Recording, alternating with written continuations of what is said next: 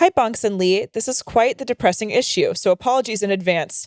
All right, a real light one today. Huggies. All right. I love this prompt. Yeah. This is a good one. The last guy I dated did a lot of awful stuff to me. Before him, I had only kissed one person and had never done anything else. I was very nervous about it. He seemed like a very chill and understanding guy when I first met him, but wound up being very wrong.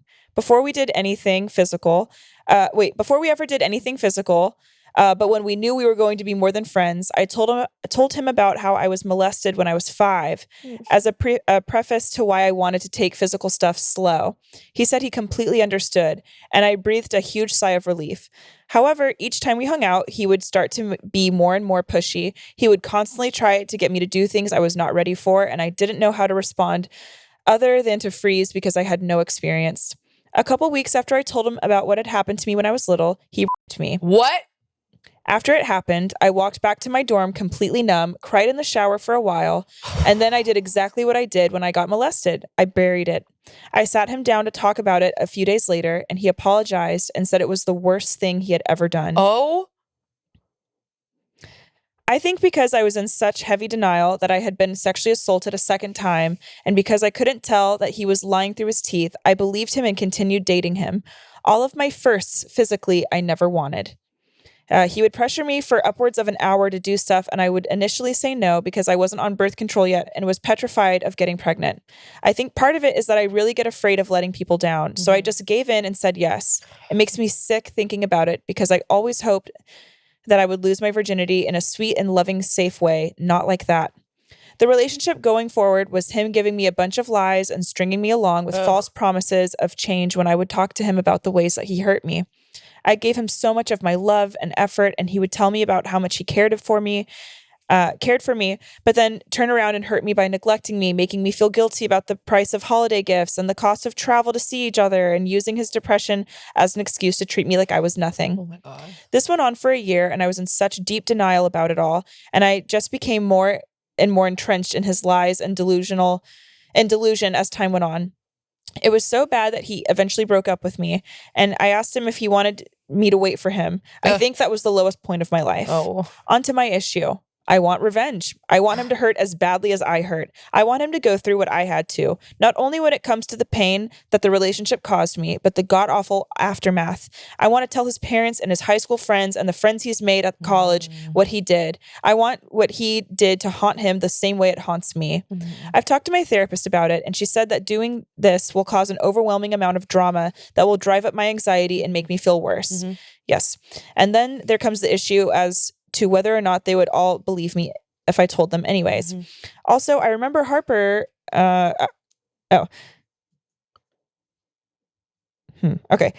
also remember Harper saying in an episode a while ago that she believes in redemption in certain cases for rapists. Now that is a haunting quote for me. Okay. And I've been thinking about it a lot lately. If the guy who raped me redeems himself and changes, not only does that mean that he will never hurt me again, but he won't hurt anyone else that way either. I am 99.9% sure I'm just going to keep trying to heal and not get revenge. But if you guys have any advice on how to move forward, it would be much appreciated. Much love and warmest regards. Oh, honey. Jesus fucking Christ, that was sad. I'm so sorry. You're going to hate what I have to say. What? Because it's so fucking annoying, and I hate when people say this to me. And I know you hate when people say it to you, and it's such a fucking program thing. It's such a 12-step thing. But you're supposed to pray for people that you want to hurt the most. The people that you fucking have the most just like fuck you towards, you are supposed to, it's so hard to do. You are supposed to pray that they get everything that they want, that they heal, that they have love in their life, and that you forgive them. And you do it for and it's yourself. A process. It's a process. It took me years to get even close to doing that.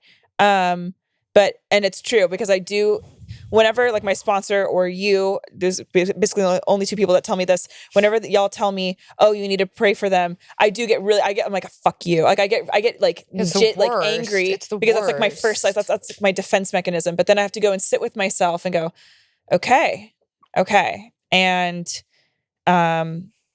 it really, it does sound cheesy and it sounds annoying as fuck. Literally, we know how it sounds, but it is so helpful.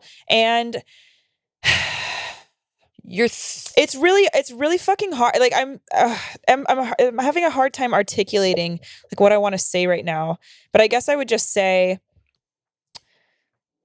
I mean, being is so dehumanizing, and obviously it's so fucking awful. And like, you know, we joke about it all the time because obviously like we've gone through situations like that, and it just makes it kind of easier just to joke it off. But with this, yeah, I would say definitely what Honk just said. I would say pray for him. I would say work on finding forgiveness for him. And you don't need to say fucking shit to this man. You don't need to say shit to this man. Ever. You don't need to talk to him. You don't need to contact. And I felt like this because I took my rapist, or I was trying to take my rapist to court. I was trying to get him arrested for what he did. And then the police were not, they didn't take my case seriously. They lost my kid. We love to see it.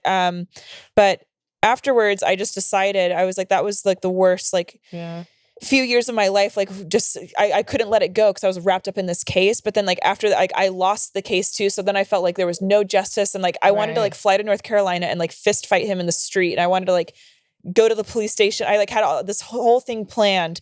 And then I was just kind of like, you know what? Maybe it's defeatist. Maybe it's not. I don't know. I just, for myself, for me to move on with my life, I have to release this. You have to move on with your life. And it's really hard for cases like, because it's like, yeah, they shouldn't be able to get away with it. They shouldn't. But the other thing is like, your therapist is right about if you seek revenge, it'll drive up your anxiety. And at the end of the day, it's like, especially because it's such a delicate situation. It's a thing of like, also like what he's not going to be able, even like if he comes back and earnestly apologizes, what he did to you has already been done. So you have to forgive that version of yourself, I think, in order to like.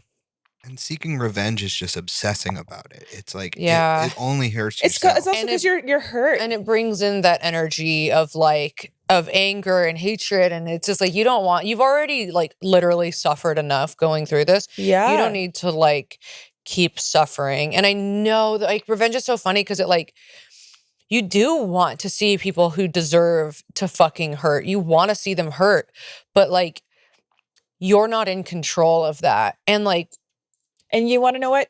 If you see him hurt, you are still going to be hurt. It's not going to, and it is so hard to accept that. And I wanted to address one where she said, like, in certain cases, I think, what'd she say? Harper saying in an episode a while ago, she believes in redemption in certain cases for. I wish I remembered what I was talking about, but that is redemption for rapists. I guess. You were really just saying that people can change. If you okay, yeah, like if people want to change, they can, but it doesn't come from you making them change. Exactly, and that's that fucking Al-Anon all over again. But yeah, it's like you can't make someone. Essentially, yeah, this goes for anything in life. You can't make someone change, and it's frustrating as fuck, and it's unfucking fair. But that's just the cute little life that we live in. And I had a guy when I was 20. I was 20, and he sexually assaulted. He attempted to sexually assault me, and it was fucked up. I don't want to, whatever. Anyways, it was very fucked. And I believe it was like a year later, he texted me and apologized for it. And he was like, I have thought about it every day, and I'm so fucking sorry. And I appreciated it. And like, I could see that he was really fucking hurt. But again, even with that apology, it did still, even right now, what's been done to you has been done. It's been done. It's already altered me on a chemical fundamental level. Yeah. You can't undo it. There's no getting revenge, making everyone in the world hate him, whether he apologized every single day until he dies. There's no undo button. Yeah. For something that is so psychologically and oftentimes physically damaging. Yeah. So it's like, that's why you have to heal yourself. Right. So you can get your life back. Because even no matter how much they apologize and if they really mean it, if you ever did come around with an apology, it won't do anything for you. Mm-hmm.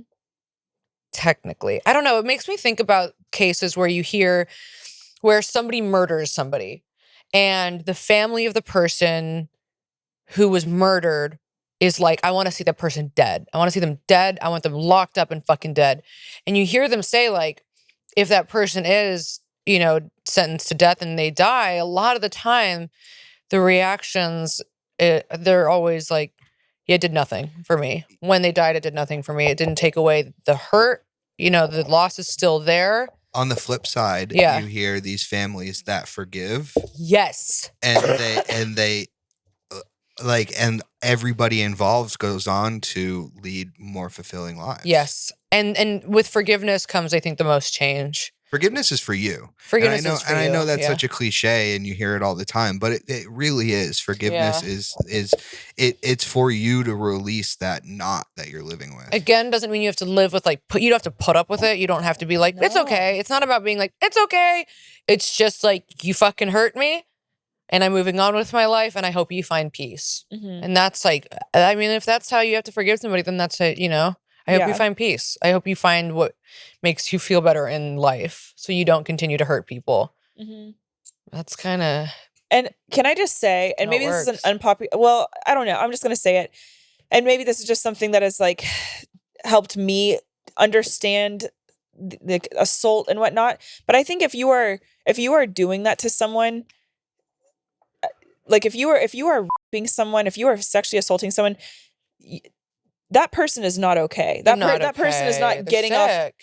You're deeply, deeply sick. Especially after what you had confided in him about and how vulnerable you were with him. I don't know, something in you saw him as a safe place, but maybe also there was something in you that saw him as maybe something familiar and maybe you didn't realize that pain, there's something there. I don't know. But he took advantage of that and it fucking sucks. But revenge won't do you it won't make your life better. I don't think. No. It's a temporary fix for a deeply embedded wound that starts with inner peace and forgiveness. I mean, in Promising Young Woman, that in that movie where she is getting revenge on her friend who ended up killing herself because she was gang raped. Yeah, she ends up spoiler alert. She ends up dying in the end, and it's a fantastic movie. So good. But she goes to the ends of the earth to get revenge on these guys, and she ends up dying. And instead, it's it makes sense in the movie, but it's also you can look at that and be like, look at what revenge gets you. She did also get them all locked up though, which was pretty cool. And that was pretty cool. Yeah. All right. So do what you will with that information. I hope there's something in there that helps. And forgive yourself at least, I'm really happy you're in therapy. That's huge. Yeah.